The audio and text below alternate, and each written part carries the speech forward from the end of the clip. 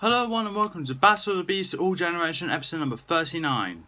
Today I got two more beasts fighting out for one of those pressure spots in round 2. We are at the halfway point of round 1 right now. If my fringe is making weird motions, it's because the fan is on over there.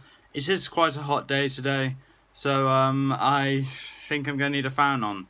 So that's what I got.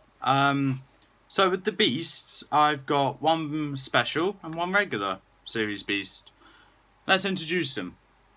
So, representing Series 23, The Shattered Kingdom, and the book number 3 of that series, it is Torka, the Sky Snatcher. Now, representing the specials books, kind of a one-man army, if you will. Special number 18, I think, but I'm probably wrong about that. It's Verak, the Storm King. So with both of these beasts, I saw a rather interesting fight kind of conjuring up in my head. One of these beasts I do like more than the other, significantly by a lot. But I think both of these beasts can make a rather good battle. But yeah. So the battlefield will be a rocky terrain. That's during a thunderstorm, because every battle with Verak in will have a thunderstorm in it because he has the power to do that, because that's one of his abilities. He brings a thunderstorm or a horrific rainstorm with him everywhere he goes. So yeah, but that's Verak's ability there. That already gives him advantage. But yeah, we're going to go rocky terrain in the thunderstorm. So with that, with this, let's get to the stats. Torka, the Sky Snatcher.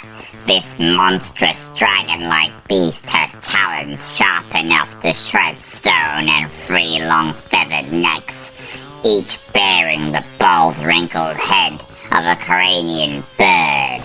Now, looking at Torka's awesome abilities, flight, sharp talons that shred stone, strong beaks, tail whip, and a dragon scale hide, this will be one enemy who's gonna prove quite formidable in the tournament. Verak, the Storm King. Tom, Manel, and I need the help of that warrior friend Amelia to fend off the colossal lobster. He'd been brought back under the thrall of Kensa and Sunpeo to wreak havoc on the kingdom of Gwildor. His abilities: sharp pincers, armored shell, deflects arrows and swords, and also takes hits from both Crab and Zephron. Tidal wave generation, underwater breathing, and kills Sunpeo himself. Of course, makes him one deadly opponent in the tournament. Okay, we're back, and now we're going to go through the weaknesses of both of these beasts. We'll start with Torka the Sky Snatcher. Torka's weakness is an inability to swim. Due to her feathers, Torka struggles to escape from water, leading her to drown. That's her only weakness, and that's also how she was defeated in the book. So, yeah. Now, Verak has more weaknesses than Torka, but only by one. And that's loyalty to the jeweled sword. Whoever holds the jeweled sword controls Verak. Good news for Verak, though, the jeweled sword does not exist in this tournament. And his other weakness is a breakable shell. Verak's shell can be destroyed by powerful artillery like cannonballs. But with that being said, let's get into the fight. 3, 2, 1!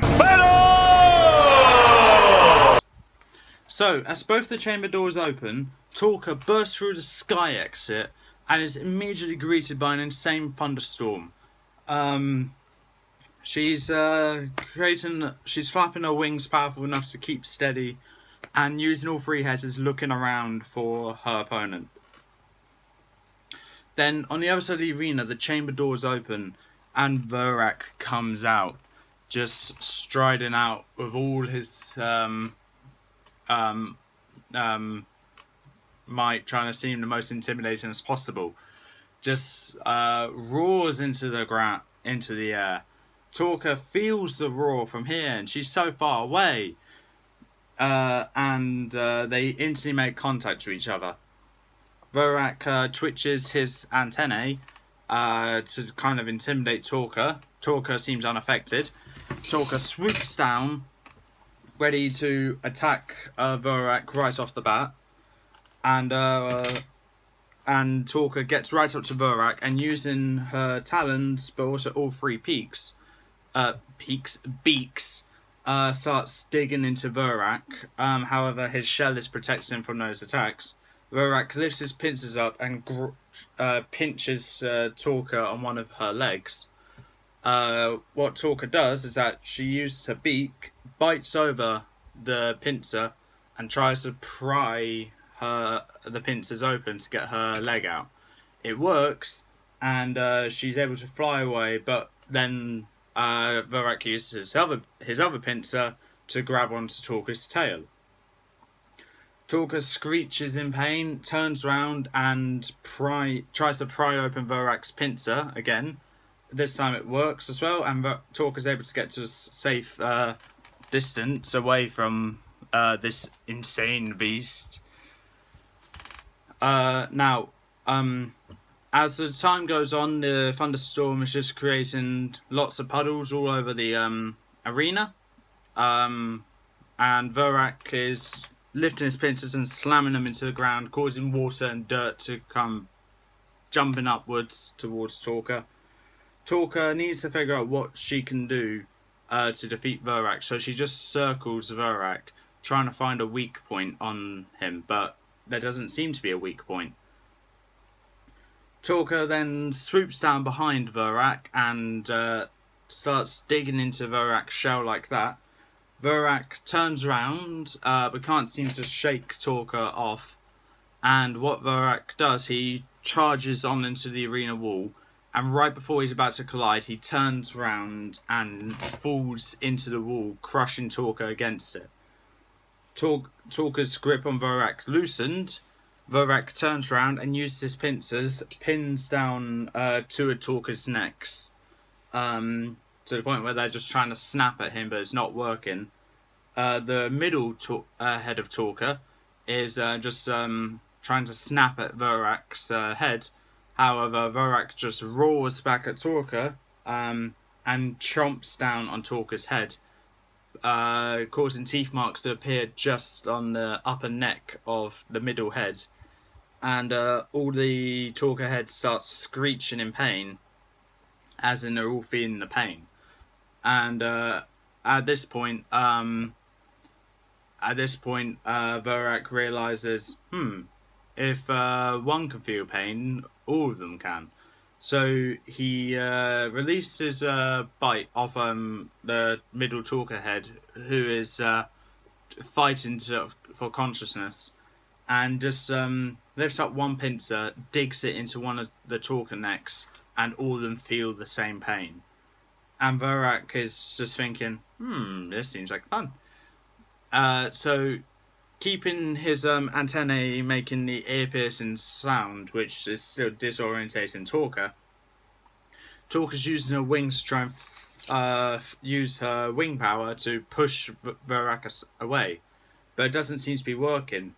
Torka's using the talons to peel away at Verak's undershell, which seems to be working, and they're digging into Verak. Verak is screeching in pain and just chomps down on the middle Torka head, and biting it clean off and spitting the head aside, and using the remaining pincers, just push down harder, constricting the airflow for the other two Torka heads. Torka is fighting desperately to stay alive, using her tail to wrap it around Verak's tail to try and pull Verak off, but it's not working. Trying to disembowel Verak, but their airflow is restricting their movements. Their airflow being closed off is restricting their movements. So it's making it harder for them. They're trying to flap their wings, but it's not working. At which point Torka realizes that she can't do anything. Verak decides to just end them quickly and just closes his pincers, snapping both the heads clean off. The rest of Torka's body, all the limbs and tails and wings just collapse down to the ground, and the heads just roll off away from the necks. Verak gets back up and makes his way back to his chamber door, leaving a very light blood trail as he does that. So, with that, Verak has won, Torka has lost. If you think Torka should have won, please leave in the comments below why you think that. However, my word's final and Verak is moving on to the next round. Now, with this battle, I need to be completely honest and say I saw no way Torka was winning that fight. Now, whilst I do kind of like Torka, Verak I do prefer a lot more, so I'm kind of indifferent to that part. But whilst I would like to see a Series 23 Beast actually make it into the next round, I think that might be a bit too much to ask. Because I believe Querzol is already dead, Zircon is yet to fight, same as Crotax, and Torka's already dead. So already two of them are already dead. So we got a problem here. Crotax and Zircon need to do something. But with that being said, that's all for this time. If you like what you saw, leave a like, leave a comment, don't forget to subscribe, press the little notification bell down the corner below. And I'll see you for battle number 40 next time.